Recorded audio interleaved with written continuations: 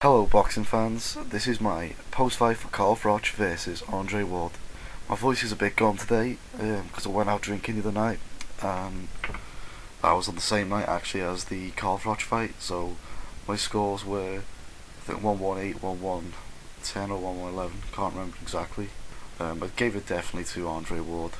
Like I said, I was quite drunk that night, so it's probably best you don't know. I'm going to talk about that fight now. You see, I've got this story from when I was a kid, and I think I was about 8 or 9 years old. There's this bully in the street, and he was ginger. I remember that, and he was bullying this other lad, and this other lad dad came out, and his dad went, told him to fuck off, and then that lad went and got his dad, and his dad came down, and everyone was like, "Oh, his dad's coming. His dad's bigger. He's more ginger, and he's angry."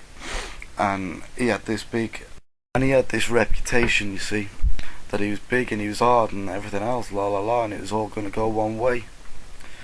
And then eventually he did come over, and the other dad came out, and then the brunette dad, the normal one, went over and punched the bully's dad right in the face on the nose and broke his nose. And if you're wondering what the moral of the story is, well, there's two morals of the story. Firstly, the first moral is that you seem to lose your reputation when you get a size 10 boot on your chest wheeled into the hospital. And the second moral of the story is you got to stop guessing fights based on what your heart says. Just because the guy's bigger, harder, hits harder, takes more punches, doesn't mean he's going to win the fight. A lot of people said Froch wanted to win that fight.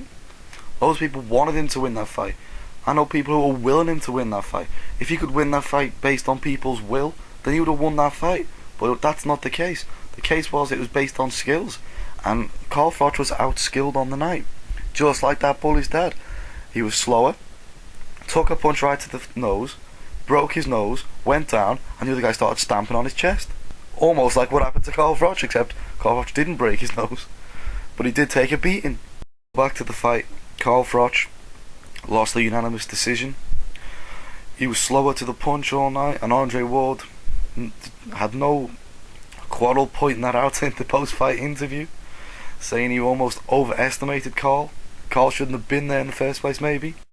His in-out movement was good all night. He didn't get caught too much. If you looked at him in the post-fight interview, he did obviously get caught a few times, but it wasn't caught to the point where we wanted him to be. Well, people hoped he would be caught, because a load of people wanted him knocked out, and I'm going to prove that next by doing the shout-outs. Let's be honest. Everyone thought that, or knew deep down that Andre Ward was going to win this fight by unanimous decision. Anyone who backed the stoppage, stupid. Anyone who backed the Froch, delusional. And now I'll do the shout-outs. Okay. First, PJ Free Love. Done this one with his head, he said. It's going to be a unanimous decision. Scorpio 114177 said he wants Froch to win, but he sees the unanimous decision. That's called calling with your head. Big Bad Basher says he's going to watch the unanimous decision all night long. He also did it with his head. Marquinho 210 said he's going to get it with his head. Literally. No, he said it's going to be a unanimous decision. And obviously I said it was a unanimous decision. Shout out to me. So overall in the fight, what can you say? Ward was just a little bit better. His movement was better. His speed was just better. Overall, he was just that little bit better. Carl was just that little bit slower. That's all you can say. And that really is the story of the fight. Okay, negatives for Andre Ward. Is he gracious in victory? No. Is he, has he sorted out that power problem? Definitely not. There's no point in it at all when he could trouble Froch. But maybe that was just because Froch had an iron chin. We don't know. We've got to see more of him. Maybe fight in the future. Maybe against other people he can win. My phone's going. Now, more importantly, where do we go from here? Well, doors are open for Froch everywhere after this, because he's like a bit of a road warrior. Lucien Boutet wants to fight him. He can go. He doesn't mind going to Canada. I think his next fight will probably be in England. However, I don't know who it'll be against. There's a load of people he could fight, really. He could take on Mikkel Kessler in the return match. That would be quite cool. Like I said, there's quite a few people. He could also wait around. Oh, phone again, my god. About that, guys. How about Kelly Pavlik? That would be a good fight. Other people, it could be George Groves. if he wants to fight that big fight in England, that's a good boxing match we'd like to see. There's loads of fights that we could see around this level. So doors are always open for Carl Froch.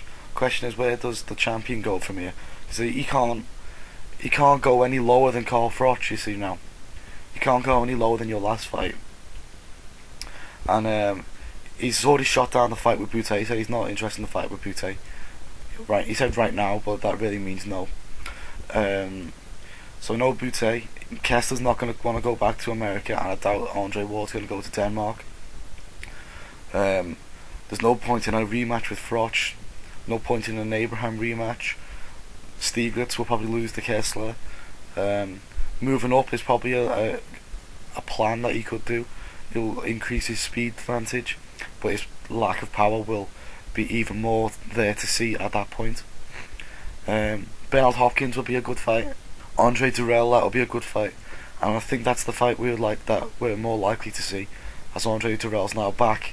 His brain's okay again now apparently, and just so happens that there's a load of more titles on the line, a lot more money on the line in an All-American Bash that they can either cut Showtime out of or have a lot more money off them.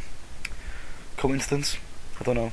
I mean, one of the problems now for Andre Ward is that this division is pretty much a worldwide division. If you go back 3 or 4 years ago, it was a European division. Every title was held out of Europe, but now he obviously has 2 of those titles holding them out of America. And the thing is, there's going to be a lot of people who are going to go, what's the point in going to his hometown to fight him? So he's going to find it quite hard to get fights against the European opponents. The only people I do see him having good fights against will be people like Kerry Pavlik, Andre Durrell, maybe even Jermaine Taylor. If he offers him another title fight, he's hardly going to say no, is he? Okay, so now moving on to the undercard. Obviously that was Kell Brook's big American debut. Kell took his time, set up with the jab, hit his opponent a few times. His opponent showed he had little defence. He could have really got him out earlier than that. I think he just wanted people to see what he's about. He's got to step up his game now. I am firmly on the Kell bandwagon, but I do think if my phone goes again, I'm going to kill someone. I do think that Kell Brook, I do think he's great. I just think he needs to step up his opponent. I think he's got big flaws there that could be exploited by a better opponent. And for example, he does leave his chin in the air when he moves backwards, and I think someone like Alberto could expose that type of damage. I think he's probably going to go after Sichenko next though. I think that's the title they're moving him towards. Just thinking then as well, a big fight for Kell would be against Paulie Malignaggi. That'd be a good fight. Plus Paul, it could be on their own bill. Paulie can have his own bill, can't he? And the win is pretty much guaranteed a world title shot. So thanks for listening, guys. Sorry about my voice. Sorry about my phone.